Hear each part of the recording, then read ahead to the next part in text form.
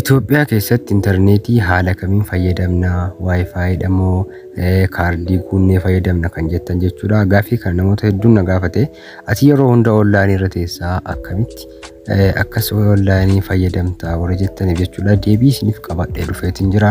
Daawwattoota keenya kabajamoo ashama harka fuunee viidiyoo kana hanga xumuraatti dhaggeeffadhaa.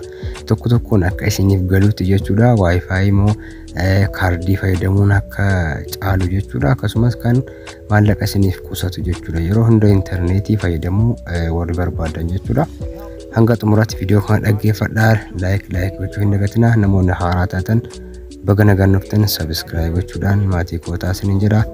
Viidiyoo kana ofsaan dhaggeeffadhaa. Hanga xumuraatti na waliin tura. Harka fuunee akkam jirtu irra deebi'uudhaan baga nagaan gara yuutuubii kootii dhuftanii har'as waan haaraadhaan dhufeetiin jira. Innis maali jechuun keessan hin oolu akkuma jalqabaa isinitti himuuf yaaletti jechuudha.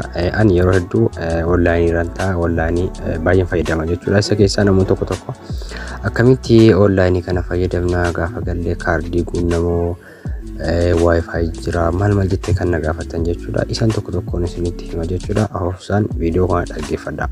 Gaaffii biraa yoo qabaatanis komentii jalatti naa kaa'uu hin dagatinaa. Kun yuutuubii keessan waan barbaadan irratti infoormeeshinii adda addaa odeeffannoo sirriitti argattanudha jechuudha.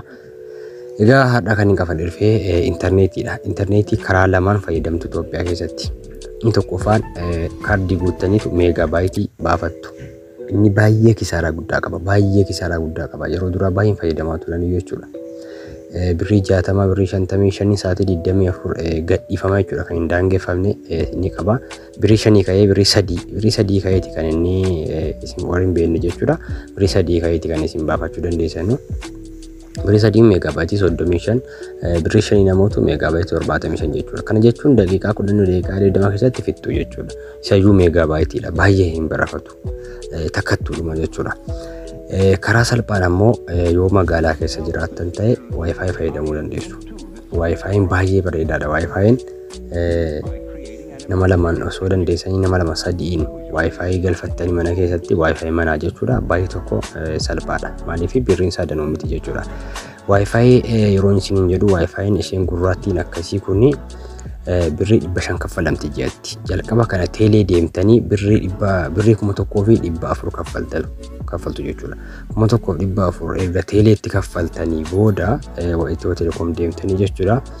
Sana booda torbee yookaan 14 booda isinii bilbilanii kottuu fudhu isin jedhu qafoo siif kennu. Asirratti waan isin beekuu qabdanu naannoo keessan dura ilaaluu qabu. Naannoo mana keessanii jechuudha. Maaliif iddi isaa diriiree yoo jira ta'e jechuudha. Akkuma iddoo biraatii iddi isaa hawaara deema waan ta'eef naannoo keessan kana yoo ga'e isiniif hidhuu danda'u jechuudha. Yoo iddi isaa kun ammoo naannoo keessan hin geenye isin hidhuu hin danda'an. Kanaaf yoo naannoo keessan ga'ee jira ta'e iddi isaa diriirfamee jira ta'e jechuudha.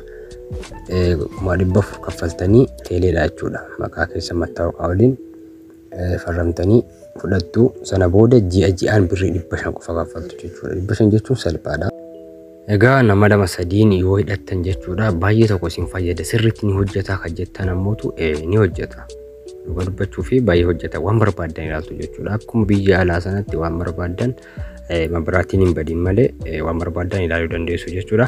Inni itti aanu ammootu waayifaayi isii bucuudha. Isii tanqasaaqaasii maal jedhan jechuudha. Isii bubbisuu akkasii kana.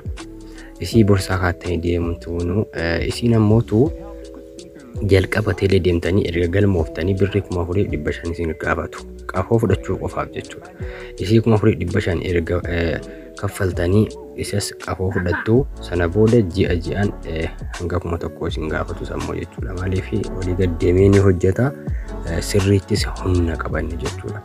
Karaa kana lamaniin fayyadamtu jechuudha.